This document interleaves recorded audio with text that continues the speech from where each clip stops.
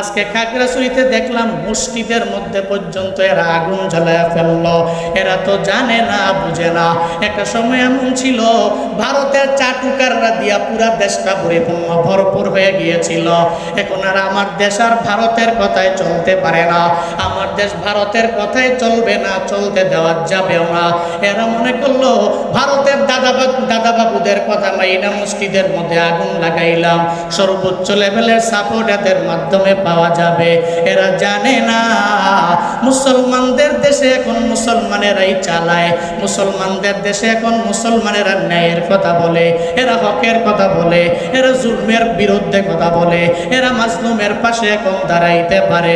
যেই দেশের মধ্যে ছাত্র জনতারা জেগে গিয়েছে, মুসলমানরা জেগে গিয়েছে, ওই দেশে মসজিদের মধ্যে আগুন জ্বালাইয়া তোমরা বাঁচতে পারবা না। ডক্টর ইউনূস সাহেব কুরবাইয়ের জমিন থেকে আমি জুনায়েদ আল হাবিব বলি, আপনি চুপটি মেরে বসে থাকলে হবে না। আদিবাসীদেরকে থামান। খাগড়াছড়ির আদিবাসীরা এরা এত পরিমাণে সাহস থেকে পেয়ে গেল, সেনাবাহিনীর গায়ের মধ্যে এরা হাত বাড়াইলো, এরা সেনাবাহিনীর গায়ের মধ্যে হাত তুললো, আবার মসজিদের মধ্যে এরা আগুন জ্বালাইলো।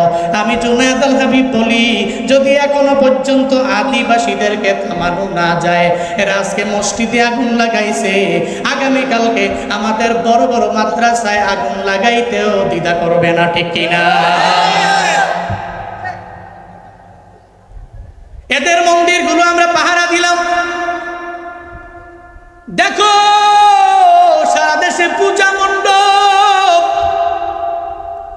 মুসলমানের সন্তানেরা ওই পূজা মণ্ডপের মধ্যে জীবনেও কোনোদিন আগুন লাগায় না। এদের পূজা মণ্ডপগুলো আরো, আমরা এই যে গত 1 বছর আগে পূজা মণ্ডপগুলো আমরাই তো পাহারা দিলাম, এদের পূজা মণ্ডপে আমরা আগুন লাগাই না। এই বৌদ্ধদের যে উপাসনালয়, ওখানে গিয়া তো কোনো মুসলমানের যুবকেরা আগুন লাগায় না, কেউ তো ওখানে গিয়া মারামারিও করে না, আগুন জ্বালায় না, ধ্বংস করে না। আমরা মুসলমানেরা এদের মন্দিরগুলা পাহারা দেই, এদের উপাসনাগুলো আমরা পাহারা দেই, এদের এদের এদের ভালো কাজ করার জায়গাগুলোরে আমরা পাহারা দেই। এরা ব্যতি রেখে আমাদেরকে বিপরীতে আমাদের মসজিদের মধ্যে আগুন জ্বালায়। অথচ এটা কি পরিমাণে পবিত্র জায়গা, সেই পবিত্র জায়গায় গিয়ে বান্দা নামাজ আদায় করলে আল্লাহ কয়, বান্দা তোর যত জিন্দেগির নিয়ামত আমি আল্লাহ দিলাম, সব নিয়ামত একটা হিসাবও আমি আল্লাহ নিতাম না, নিব না। কেন নিবে না? কয়, তুই যদি আমার কুদরতি পায়ের মধ্যে সিজদা দাও, তুই যদি 5 ওয়াক্ত নামাজে একটু মসজিদে যাও, তুই যদি 5 ওয়াক্ত নামাজে আমি রবের কুদরতি পায়ে সিজদা দাও, আমি এত রাজি হব। তোরে যে আসমান দিলাম, জমিন দিলাম, সব আমি আল্লাহ দিয়া দিলাম, এত ফ্রি করে দিলাম। বান্দারে একটা হিসাবও নিব না। নামাজের কারণে, তুই রোজা রাখার কারণে, আমল করার কারণে, আমি রবের মানার কারণে আমি আল্লাহ সব নিয়ামতের কথা বইলা যাব, বেলা হিসাব আমি আল্লাহ জান্নাত দিব।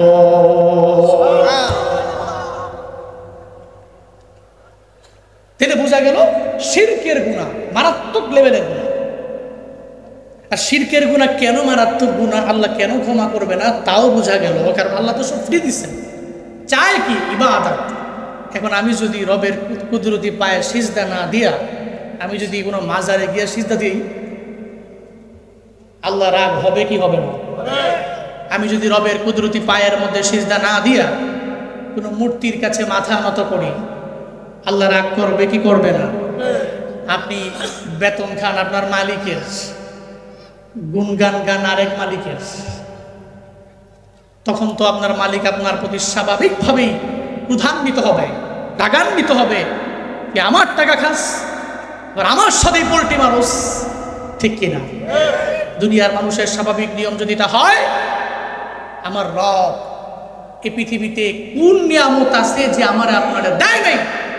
সমস্ত নিয়ামতগুলো আল্লাহ যে ফিরিয়ে দিলেন, আল্লাহ কি চায়? তুমি শুধু একটু আমি রবের ইবাদত করো, একটু কুদরতি পায়ে সিজদা দাও, এতটুকুতেই কাফি। এতটুকু যদি না পারো, তাহলে তো তুমি অকৃতজ্ঞ। জান্নাত তো তোমার জন্য বানাই নাই, জান্নাত তো বানাইছে ওই ব্যক্তির জন্য যে সব পাইয়া আমি রবের নিয়ামতের শুকর আদায়ের লক্ষ্যেও 5 ওয়াক্ত নামাজে গেল। ও রমজানের 30টা রোজা রাখলো, ও নেক আমলের লাইনে অগ্রগামী হয়ে গেল, জান্নাত আমি তার জন্যই বানাইছি। তাহলে 7টা ধ্বংসকারী জিনিসের মধ্য থেকে 1 নাম্বার কি? কথা বলো না কেন? যে করবে ও ধ্বংস হবে, যে পরিবারে করবে পরিবার ধ্বংস হবে, যে সমাজ করবে ওই সমাজ ধ্বংস হবে, যে রাষ্ট্র করবে ওই রাষ্ট্র পর্যন্ত ধ্বংস হয়ে যাবে। 2 নাম্বার ওয়াসসিহরু, নবীজি বলেন এই 7টার মধ্যে 2 নাম্বার হলো যে জাদু করে। কি করে? কথা কয় না, কি করে? যে জাদু করে, নিজে পারে না আরেকজনে দিয়া করে। এই জাদু বান টোনার কাজে যে ব্যক্তি নিয়োজিত, ওর দুনিয়াও ধ্বংস, আখিরাতও ধ্বংস। আমাদের সমাজে এমন ব্যক্তি আছে না নাই? সুন্দর করে সমাজের মধ্যে চলাফেরা করে, আরামে আয়েসে চলাফেরা করে, পরিবার সুন্দরভাবে চালায়, স্বামী স্ত্রীর মধ্যে এত পরিমাণে মিল মোহাব্বত হয়ে গেল, হঠাৎ করে একজন ব্যক্তির ভালো লাগে না। এরা এত ভালো চলে কেমনে? মাথা নষ্ট। নিজে জাদু করতে পারে না, জাদু করার জন্য বিভিন্ন কবিরাজের দরবারে দৌড়ায়, হিন্দুর দরবারে যায়, খ্রিস্টানের দরবারে যায়, বৌদ্ধ দরবারে যায়। স্বামী স্ত্রী ভালো চলে, পরিবারটাও সুন্দর চলে। দেখবেন সমাজে এমন ব্যক্তি আছে নিজে তো ভালো কিছু করে না, অন্য ভালো চলে হিংসার কারণে দেখতে পারে না। আছে না? না,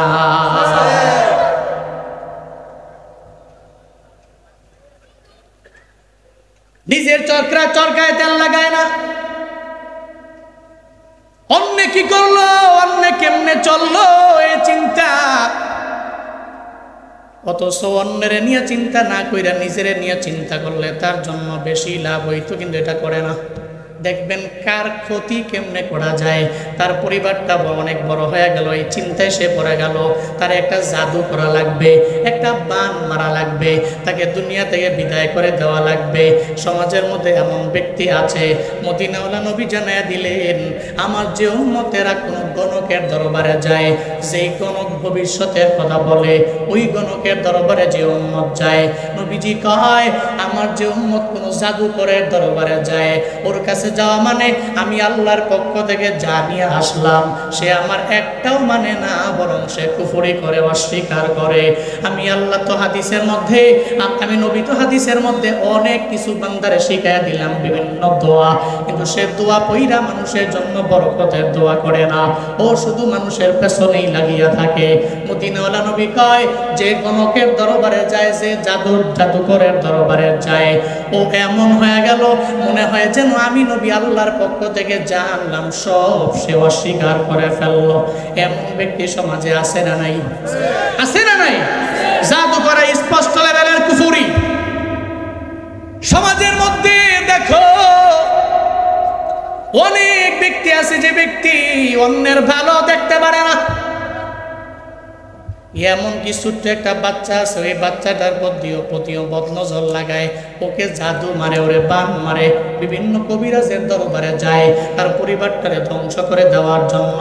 আমাদের সমাজের মধ্যে অনেকে আছে যারা হুজুরের দরবারে যায়, দেখবেন অনেক মা বাবা আছে পাগল পাড়া হয়ে যায়, ভাই আমার সন্তানটা এতদিন ভালো করে খাইলো, এখন কেন খায় না?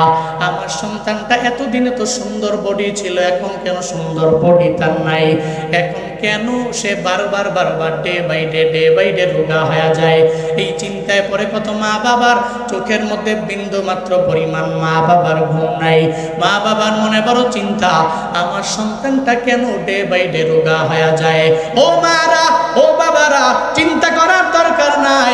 মদিনাওয়ালা নবী শিক্ষা দিয়ে গেলেন, সমাজের মধ্যে এমন ব্যক্তি আছে যেই ব্যক্তিরা শুধু জাদুর কাজের মধ্যে নিমজ্জিত হয়ে যায়, যেই ব্যক্তিরা নজর লাগায়া দেয়, যার নজরের কারণে একটা পেঁপে গাছের মধ্যে গত বছর পেঁপে ভালো আসছে, এই বছর পেঁপে ফুল আসে পড়ে যায়।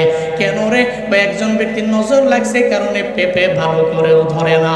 এমন ব্যক্তির নজর আছে না নাই? আছে না নাই? ওই ব্যক্তির বাড়িতে আনবি না। গত বছর কাঁঠাল ধরছে অনেক ভালো, এবার কি জানি দেখছে, কি জানি কইছে, আল্লাহ জানে। এবছর কাঁঠাল পাকার আগে সব পয়সা যায়। এরকম আছে না নাই? উরি বাপরে বাপ, এরে মানুষ এত ভয় পায় আজরাইলের চাইতেও বেশি। এরকম ব্যক্তি আছে না নাই? দেখবেন তার জবান, তার মুখ খালি লেগেই থাকে। অনেক মা বাবারা চিন্তায় পড়ে যায়, এমন ব্যক্তি যদি আমার সন্তানের বদনজর লাগায়, ও রোগা হয়ে যাচ্ছে, এমন একটা হালাত, আগে খাইতো এখন খায় না, ডে বাই ডে রোগা হয়ে যায়। এদের থেকে বাঁচার জন্য একটা দোয়া আছে, মদিনাওয়ালা নবী শিক্ষা দিয়া গেলেন। হ্যাঁ, এটাকে স্বাভাবিকভাবে নেবেন না।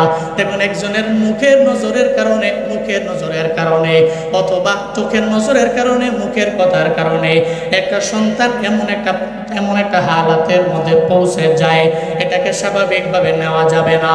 মদিনাওয়ালা নবী হাসান এবং হুসাইন রাদিয়াল্লাহু তাআলা আনহুদেরকেও ঝাড়ফুঁক আমার নবী করেছেন। বুখারী শরীফের 3371 নম্বর হাদিসের বর্ণনা। হযরত আব্দুল্লাহ ইবনে আব্বাস বলেন, কানান নবিয়্যু সাল্লাল্লাহু আলাইহি ওয়াসাল্লাম ইউআউযুল হাসান ওয়াল হুসাইন। মদিনাওয়ালা নবী আল্লাহর কাছে প্রার্থনা কামনা করতেন, করে করে ঝাড়ফুঁক করতেন। হাসান এবং হুসাইনের সামনে ডাকতেন, সামনে বসাইয়া এদের উপরে ঝাড়ফুঁক করতেন আমার পয়গম্বর। আবার এদেরকে বলতেন, ওয়াকুলু ইন্না আবাকুম, নিশ্চয়ই তোমাদের বাবা হযরত ইব্রাহিম আলাইহিস সালাতু ওয়াস সালাম ইউআউযু বিহা ইসমাঈল ওয়া ইসহাক।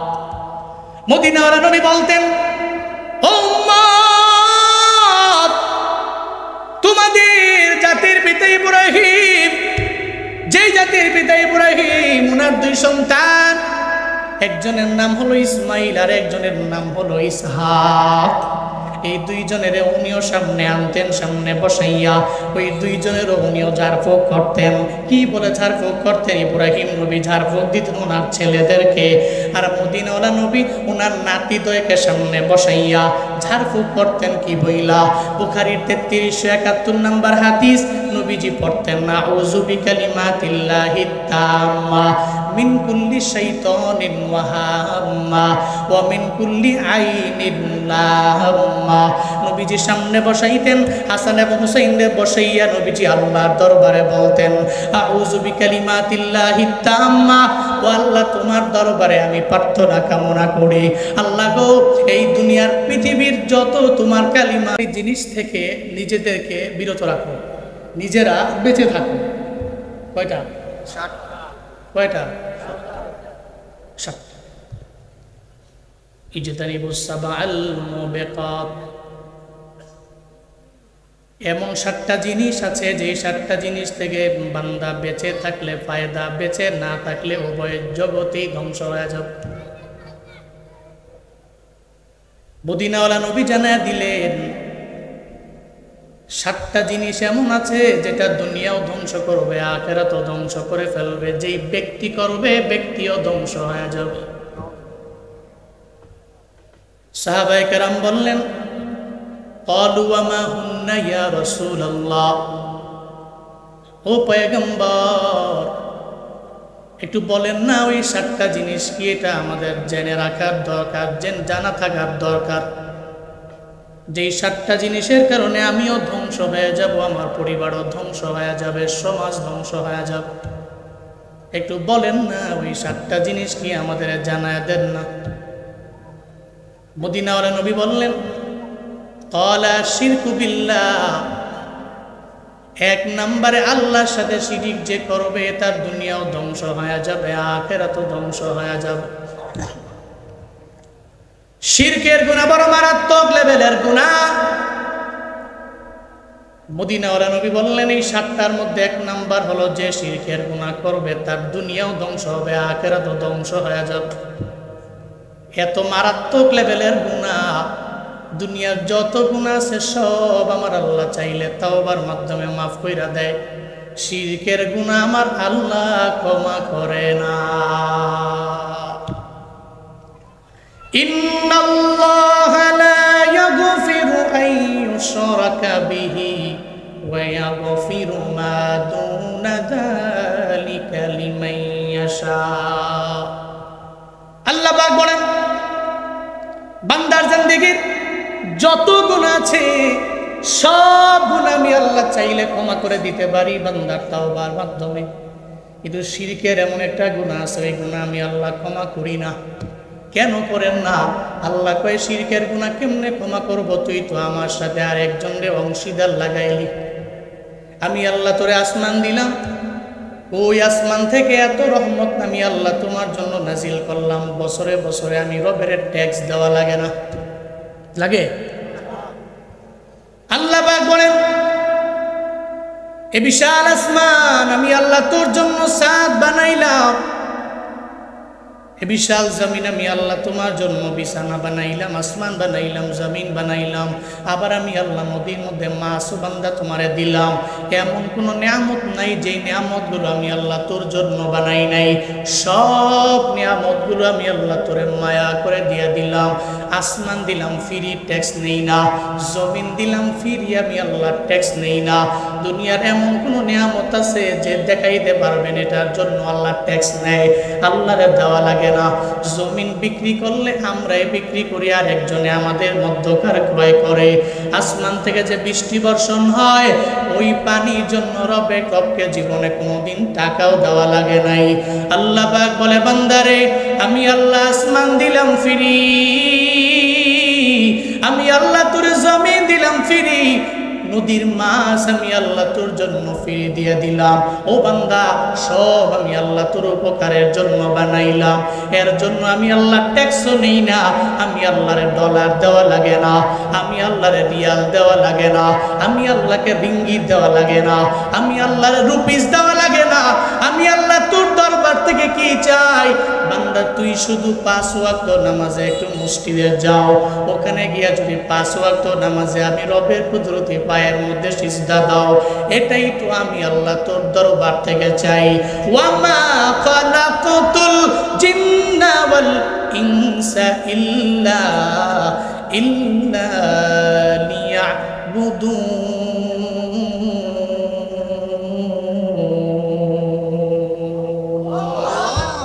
আর জোরে চিল্লে আল্লাহু আকবার। আল্লাহ পাক বলেন বান্দারে আমি আল্লাহ আসমান দিলাম, জমিন দিলাম, দুনিয়ার যত নিয়ামত আছে সব আমি আল্লাহ দিলাম, কিন্তু এগুলা দেওয়ার পরে আমি আল্লাহ যা ট্যাক্স নিলাম না। কি চাই? মা খলাক তো আমি বানাই নাই, জিন্নাত জিন জাতিদেরকে আমি আল্লাহ বানাই নাই, ইনসানকে আমি আল্লাহ বানাই নাই। ইল্লা লিয়াবুদুন, কেন বানাইলাম? একমাত্র জিন্নাত আমি রবের ইবাদত করবে, ইনসান আমি রবের ইবাদত করবে। কিন্তু কপাল মন্দ, আমরা মুসলমানদের একটা ইবাদতের জায়গা হলো মসজিদ। ওই মসজিদের মধ্যে আমরা যাই, ওখানে কেন যাই? কয় নামাজের জন্য যাই।